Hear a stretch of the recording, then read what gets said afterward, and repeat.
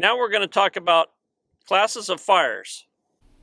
There are 5 general types or classes of fires. They are represented by the alphabetical letters A, B, C, D, and K. Here are some examples of a Class A fire.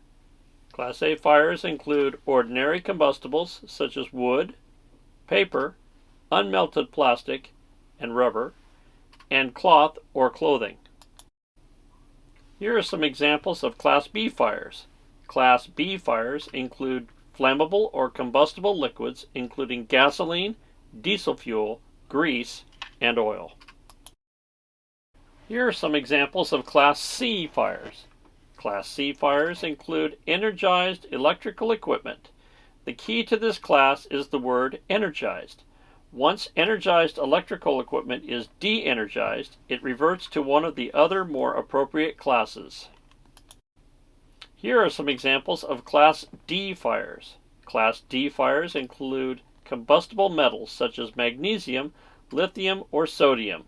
These fires require Class D extinguishing agent or clean, dry sand to extinguish. The extinguishing method depends on covering the burning material to smother the chemical chain reaction caused by the introduction of air. Fortunately, while impressive when they occur, true Class D fires are very rare. Here are some examples of Class K fires. Class K fires are kitchen fires that generally involve cooking oils or grease from fryers. And again, the classes of fires are A, B, C, D, and K.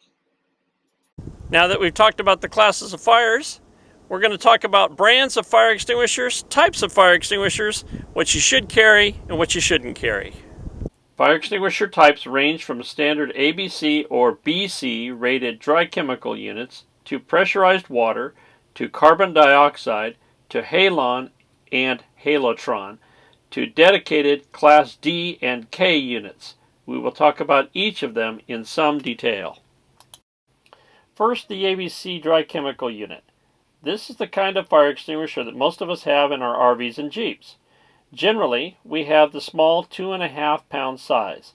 While these satisfy the requirements of having a fire extinguisher, these units are inferior in size and knockdown power. This is similar to taking a .22 caliber handgun to a gunfight. Something is better than nothing most of the time, but you had better be good and fast to have a chance of winning. A bigger ABC fire extinguisher with a discharge hose instead of a nozzle will give you a better chance of actually extinguishing a fire with a dry chemical fire extinguisher. I would consider a 5-pound unit with a hose to be the minimum. A 10-pound unit is better.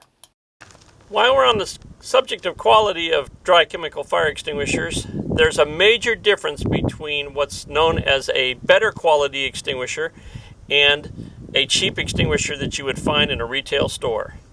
The Kitty brand, like this 2.5-pound fire extinguisher, has a plastic head and a plastic siphon tube that runs down the inside.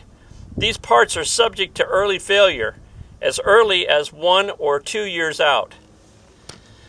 The better quality extinguisher, in this case an Amerex brand, has a solid metal handle. They make them in metal and in aluminum. This one particular one has a metal handle. And all metal parts on the inside, including the siphon tube. So what ends up happening is this extinguisher is cheap to buy, but you end up having to replace it or not knowing whether it's going to work. Whereas the quality of the Amerex, the Badger, the Century, or the Ansel brand fire extinguishers shows through year after year. And to help prove my point about the lesser quality extinguishers, Kitty Corporation has had numerous recalls in the last several years regarding their plastic fire extinguishers. I'll have the website available for you to check the recall at the class. Here are some pictures of recalled Kitty Corporation fire extinguishers. The next type of fire extinguisher we'll talk about is a pressurized 2.5-gallon water extinguisher.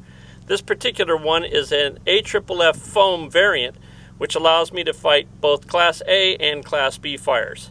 The normal pressurized water extinguisher has a hose that looks much like this, with a smooth, small nozzle at the bottom. This is basically nothing more than an industrial grade squirt gun. 2.5 gallons of water, pressurized to 100 psi. Very effective on Class A fires.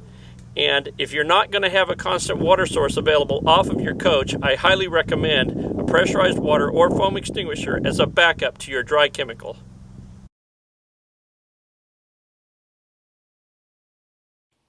The next type of fire extinguisher we're going to talk about is Halotron. Halotron 1 is discharged as a liquid, which quenches the heat in the fire zone.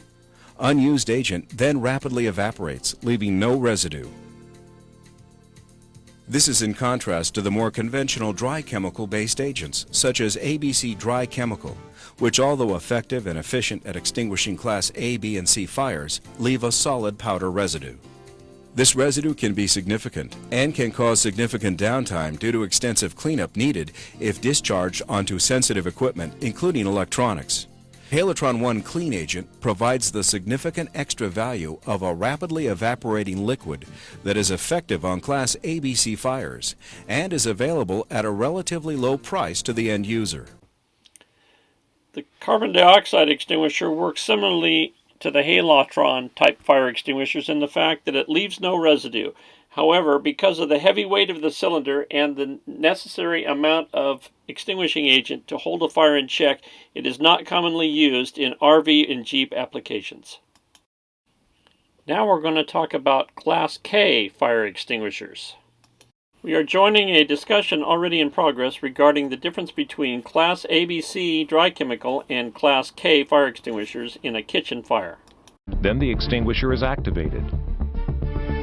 An intermittent discharge application was used to simulate what might be expected from a novice operator. Suppression is achieved no less than 10 times, but the shortening continues to reignite. We ran another test using a 2.5 gallon pressurized water extinguisher with the following results. The operator was standing back approximately 18 feet from the fryer and still had burning shortening splash on his protective clothing. It made little difference whether a straight stream or a broken pattern was used. The Amerex Model B260 wet chemical extinguisher has been tested and listed by Underwriters Laboratories for Class K applications. The Model B260 contains 6 liters, approximately 1.5 gallons, of a potassium-based solution, which is discharged through a fine mist spray nozzle, much like a wet chemical fixed system. The fire is extinguished by the cooling effect of the liquid, discharged as a fine spray, coupled with the smothering action of a soap-like foam created when the extinguishing agent comes in contact with the heated shortening. Not only has the Model B260 passed UL's Class K testing, it also qualifies for Class A requirements with a rating of 2A-K. The 2A rating meets NFPA's requirement for protection of solid fuel cooking and makes the unit applicable for use anywhere in the restaurant. This means the Model B260 is not only effective on Class K fires involving cooking media, but it is also just as effective as a 2.5 gallon water extinguisher on Class A fires, has some effectiveness on Class B fires, and has passed UL's test for Class C rating. Amerex has made a strong case that the Class K fire extinguisher could be a good all-around unit for the RV Jeep application. When it comes to carrying your fire extinguisher in the Jeep, the question becomes, do you hard mount or do you store the fire extinguisher loose? For the 2.5 pound fire extinguisher, hard mounting is fairly easy. You can take the extinguisher and hard mount it to the roll bar on either side in the back of the Jeep. However, when you get up into a 10-pound model, it becomes a problem of size.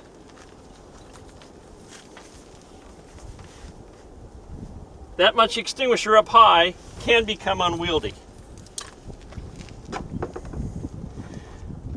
So what I choose to do instead is to store the fire extinguisher at the base of all of the rest of the stuff that is put into the back of the unit, secure all the stuff down, which then secures the fire extinguisher.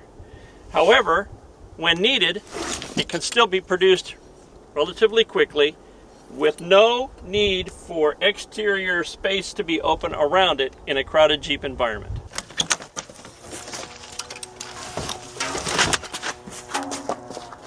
So out of that compartment with no brackets, the 2.5 gallon water and the 10-pound ABC came out at the same time.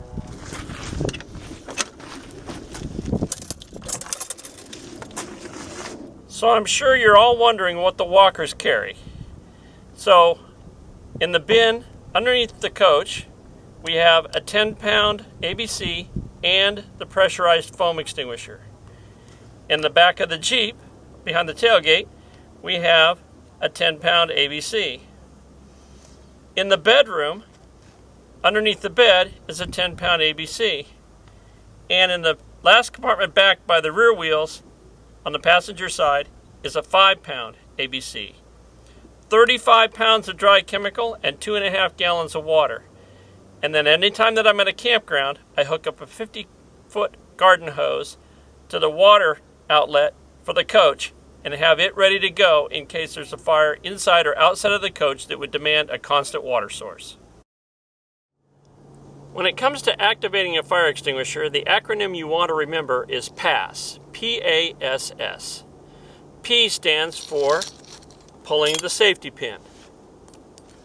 A stands for aiming the fire extinguisher at the base of the flames.